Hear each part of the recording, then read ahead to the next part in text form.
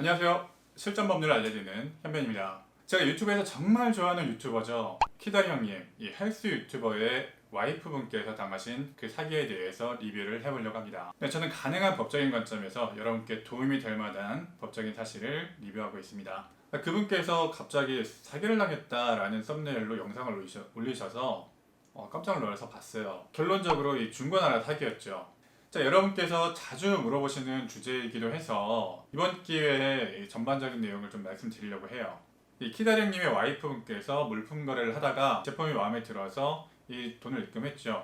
시세보다 저렴하게 파니까. 그런데 돈을 보냈는데 물건을 보내지 않는 거예요. 자, 여기까지는 전형적인 온라인 사기하고 똑같죠. 그런데 좀 다른 부분이 있었어요. 전형적인 온라인 먹튀 사기라면 당연히 돈을 받은 직후에 이 잠수 타는 것이 전형적인 형태인데 안녕히 계세요, 여러분.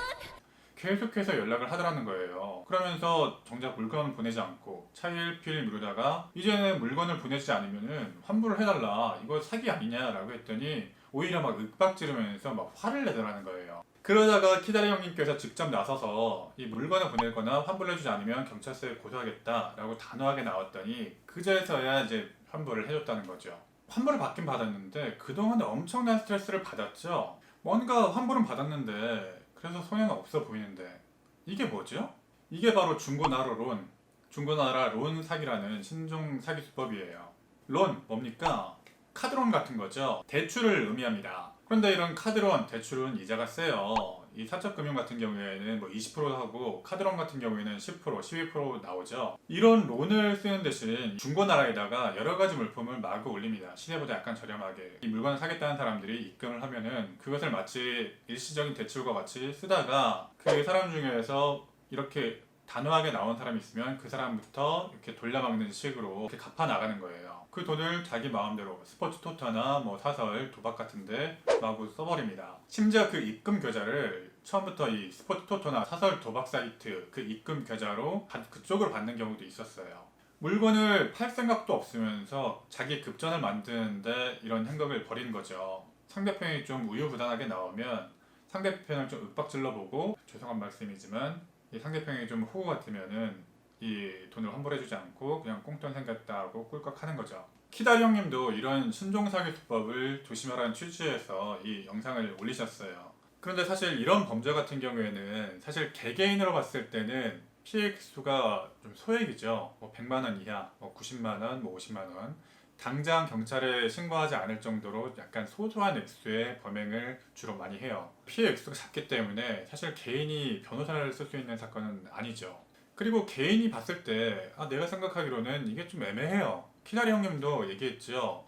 단순히 물건 사고 물건이나 환불을 안 해줬다고 하면 그냥 이건 민사사건 같아 보이거든요. 환불받으면 그냥 끝인 건가? 범죄자들도 그렇게 주장을 해요. 환불했으니까 나는 처벌받지 않는다. 그럴까요?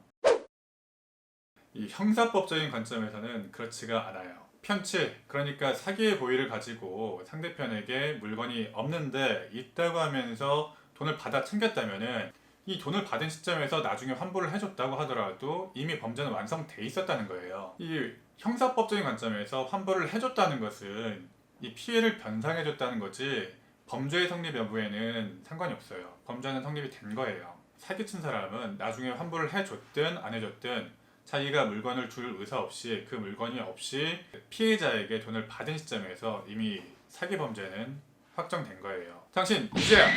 근데 유죄는 유죄인데 몇 가지 난항이 있어요. 이게 실제 고소를 하게 되면 여러분들 경험이 있는지 모르겠지만 이런 사건 경찰분들이 잘 안 받아주시는 경우도 있어요. 사실 경찰분들은 강력범죄도 굉장히 많이 하고 피해액이 뭐 수천만 원, 수억 원인 사건을 많이 하다 보니까 여러분들이 고소장을 갖고 왔는데 피해액이 뭐 몇십만 원, 몇백만 원인 경우에는 이건 민사로 처리해 주시면 안 됩니까? 이게 형사로 꼭 하셔야 되겠나요?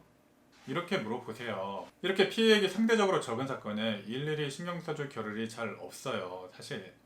그리고 더 문제는 여러분이 쓴 고소장이 잘 안 돼 있어요. 고소장이 잘 안 만들어져 있어요. 그래서 여러분들의 고소장에 이 기망사실과 편취사실이 모두 잘 설명되어 있고 모두 입증할 만한 자료가 충분히 있어야 되는데 여러분이 뭔가 하나 빠져 있어요. 뭔가 편취에 당해서 뭔가 억울하고 분하고 그런 내용을 많이 써놓고 상대편이 어떻게 기망했고 어떻게 이 물건이 없었음을 추측할 수 있으며 이런 내용이 많이 빠져 있습니다.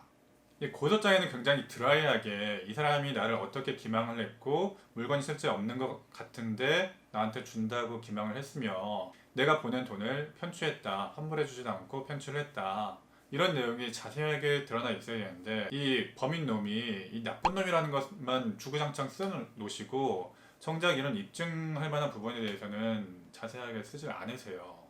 그러니까 경찰 입장에서도 잘 받아주기가 쉽지가 않죠. 그러면 결국 어떻게 하라는 거냐?